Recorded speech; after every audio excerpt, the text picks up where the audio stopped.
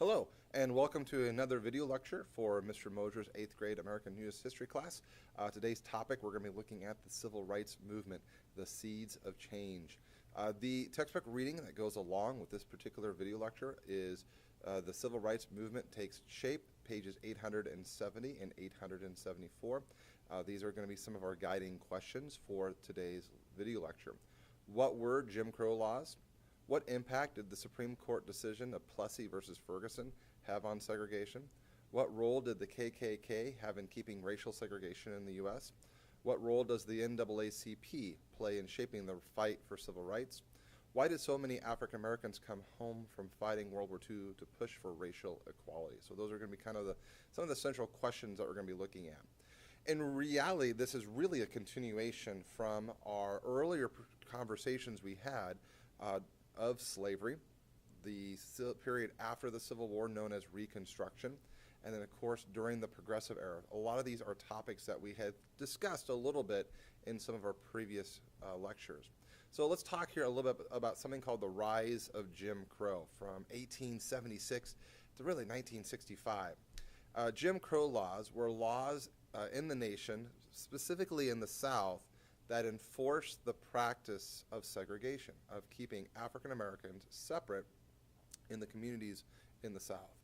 And the name Jim Crow comes actually from a minstrel show, which is a kind of a traveling vaudeville performance where this white character would put face paint, black face paint on their body, and would portray African Americans in some pretty negative racially charged stereotypes, being kind of goofy and not very smart and just really negative stereotypes. And so the practicing of this segregation laws gets named after this little very popular show of the time called Jim Crow.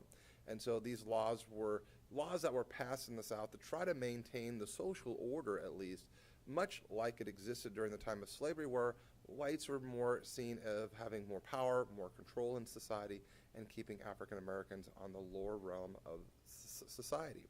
The practice of enforcing segregation really was protected by a 1896 Supreme Court ruling that we talked a little bit about during Reconstruction, Plessy versus Ferguson. And in the Supreme Court case, the court ruled that you could segregate the races as long as they were quote-unquote equal. And we'll see here, especially in this unit, that yes, there was segregation, but the equality piece was definitely not a part of it.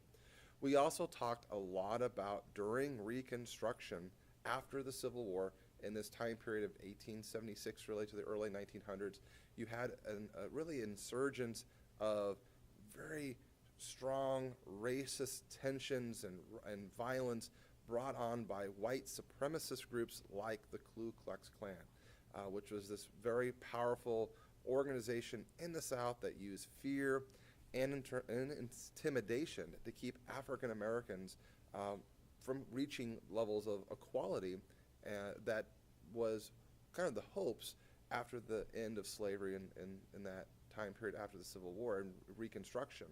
So between 1876 and really the 1950s and 1960s, you had a very segregated society, specifically in the South, but there were definitely segregation that happened in the North as well. And so we think about, acts of segregation in the time period that we're currently looking at, the 1950s and 1960s. You can see from these images like this one, you have a colored entrance. So here you have a mother and her daughter, and you can tell they're out going to a show, probably a movie, and of course there's a separate entrance that they have to go into that's separate and completely segregated from the white audience in that particular movie theater.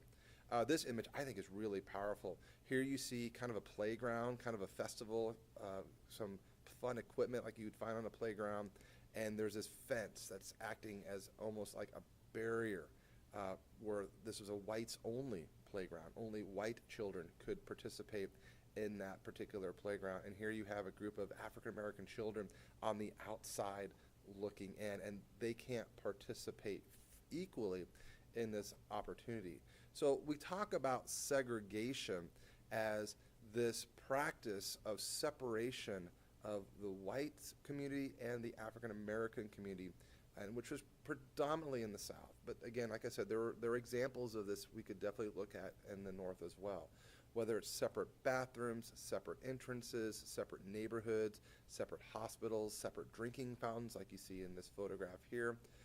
All that was a problem brought on by Plessy versus Ferguson and these Jim Crow laws that enacted a legal separation. And the goal of the civil rights movement in the 1950s and 1960s was really to try to end that racial segregation and provide equal rights for all Americans instead of just for white Americans. We talked about an organization also during our progressive era. We talked about a man named W.E.B. Du Bois.